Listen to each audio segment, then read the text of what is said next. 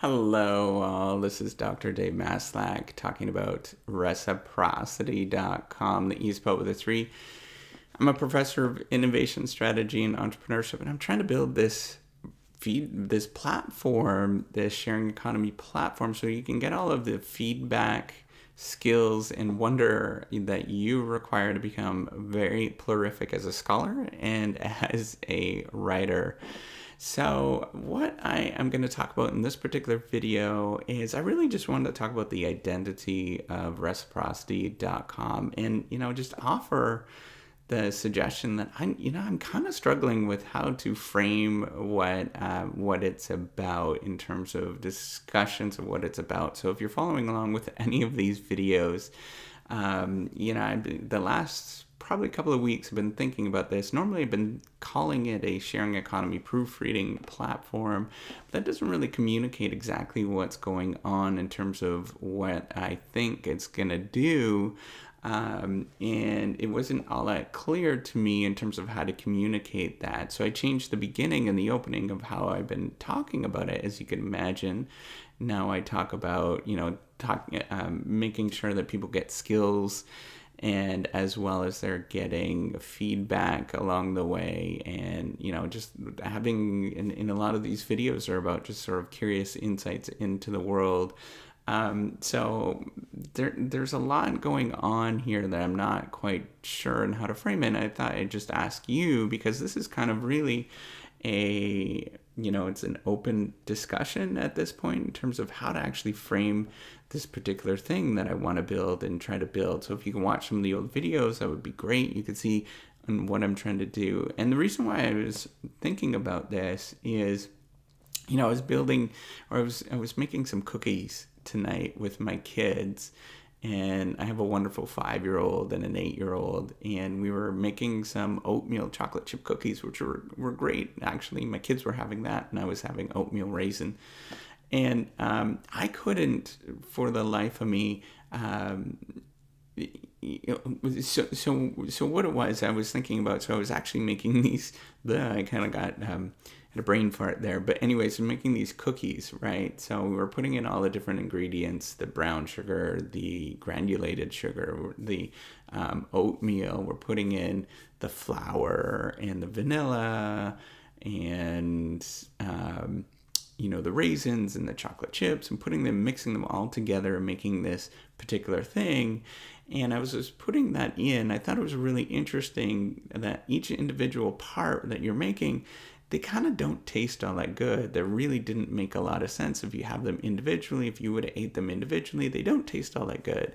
But once it's put together and you actually cook it and you put it into the oven, you cook it for 10 minutes, it comes out, it smells so wonderful.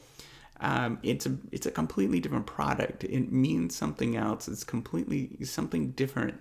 And I think it's a really good understanding, good analogy to think about identity in the sharing economy, or identity in even the digital economy, and how to make sense of what's going on with these kind of things, right? So part of what I'm trying to do, part of this reciprocity thing was me just trying to apply what I've been learning in terms of, or what I've been teaching. I'm a professor of innovation and I teach entrepreneurship as well. I've taught courses on entrepreneurship and strategy, and I just wanted to create something that was different and new. I've created other things, but this was kind of interesting, and I just kind of had to pursue it, right? So it was definitely this sort of entrepreneurial venture. Maybe it was going to make money, maybe it wasn't. I didn't know. The other thing is I really wanted to create something that was going to help people, some sort of platform where you can go. So you can, if you look at it, you can go on the platform and it's free as long as you help other people. And it encourages people to be altruistic and to, look at the world in terms of reciprocity's sake, right? You're gaining these credits if you help other people with this proofreading platform. So you help other people. The goal is like a game, right? You help other people, you get credits. Those credits can be used for your own writing, or you can just basically pay for those credits.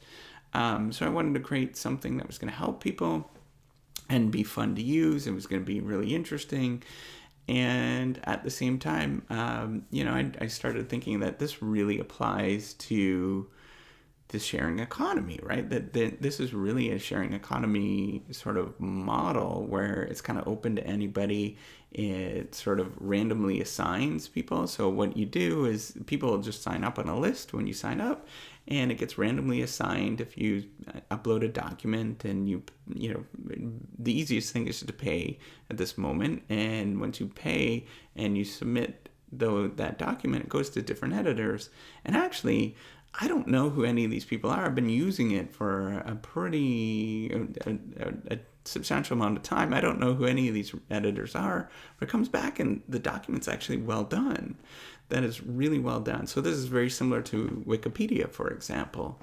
I talk about this in my class about how Wikipedia is just really this, it's a ragtag band of people that get together and they make something that's wonderful, that far exceeds encyclopedias, far exceeds a lot of different sort of reference points or reference sources.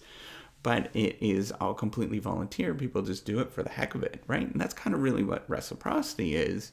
It sends out to people that, you upload something and you click submit, and it sends it out to people that want to do editing, which is really fun and interesting. So it's really the sharing economy thing. It's very similar to like Airbnb, for example, where people are opening up their homes and looking at ways that they can help other people by opening up their homes. Or Uber, for example, people are opening up their cars, and it's really just looking at these excess resources that we have available, and people will help volunteer to do it, right? So the whole idea is, when I was going through school, I'd get my mom to help me with my own editing and proofreading, but a lot of people don't have that. But there's a lot of people out there that have extra resources. Maybe they are a mom and they want to sit down and help somebody else at something. So it was really interesting to be able to do that. And then I also started thinking that this is a really cool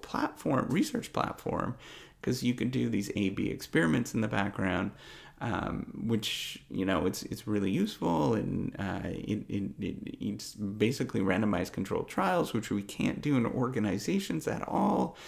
So there's lots of really cool things going on there. And then what's really cool is that I've been doing these YouTube videos now, so it's become sort of my speaking platform to talk about interesting ideas and stuff and things that I see in helping other people, navigate. Maybe it's the research process or getting into graduate school, or, things, understanding innovation, for example, it's really broad, actually. And right now it's kind of, it's all these many parts, and I could see it in my head how to fit it together and how it all fits together, but it's really hard to communicate exactly, to other people what I'm doing, and, trying to make sense of it in a really short, coherent way.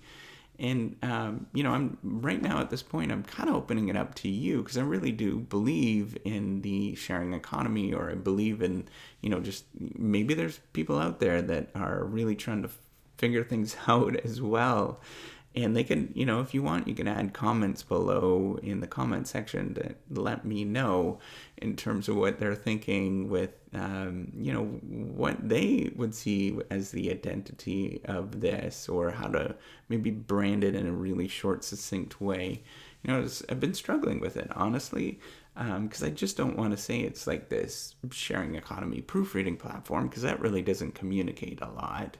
And I'm not sure really where it is, because or what aspect of it that's really interesting to people at this moment. I have a lot of things that I want to do with it. It's kind of, but this is really normal with any sort of startup idea or a new innovative thing, is that, and in fact, a lot of investors look for that kind of stuff, right? Because they can put it and position it in many different ways.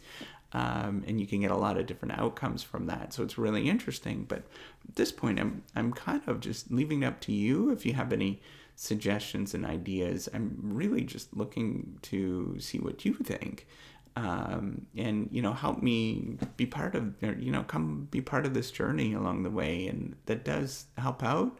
And that's how a lot of innovations actually get started and things get started. It's just somebody like me or somebody else just gets out there and starts talking about it and doing sort of small steps in the direction. And they just do that for years, and it sort of evolves and develops into something interesting, right? And that's really what I'm hoping with this. And, maybe nobody's ever going to watch this video, which is very likely. But at the same time, maybe somebody will stumble across this video and think it's interesting, and they might be able to help out. So, again, let me know what you think in terms of what's going on in terms of your view, and if you've been following along. I do appreciate it at this moment, and I just want you to be part of this process and think about how you can actually, make a difference and help out. So once again, thank you so much for following along. I do appreciate everything that you're doing, and take care and have a wonderful day. Bye.